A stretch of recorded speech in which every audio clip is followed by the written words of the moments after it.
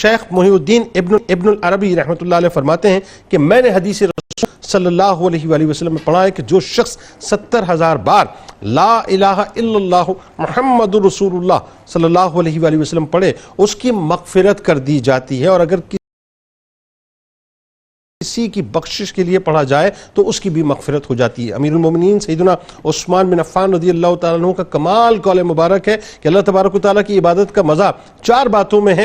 اول فرائض الہی بجا لانے میں، دوم حرام کردہ چیزوں سے پرہیز کرنے میں، تیسری بات فرض سمجھ کر نیک کام کرنے میں، اور چوتھی بات یہ کہ خدا کے غضب سے ڈر کر برے کاموں سے بچنے میں ہے۔ روزنامہ 92 نیوز میں ناظرین آج مضمون شہزادی رسول صلی اللہ علیہ وآلہ وسلم سیدہ ام کلثوم سلام اللہ علیہا کے حوالے سے۔ ٹویٹر پہ ضرور فالو کیجئے، فیس بک پیج کو لائک کیجئے، یوٹیوب چینل کو سبسکرائب کر کے بیل آئیکن کو ضرور کلک کیجئے گا۔ آپ وہاں موجود ہیں یا موجود ہیں، مل کے نعرہ لگائیں گے، لیکن ملک کے ممتاز ثنا خان جناب قاری اسد الحق صاحب کو میں خوش آمدید کہتا ہوں، منقبت کا نعرہ پیش کریں گے انشاءاللہ۔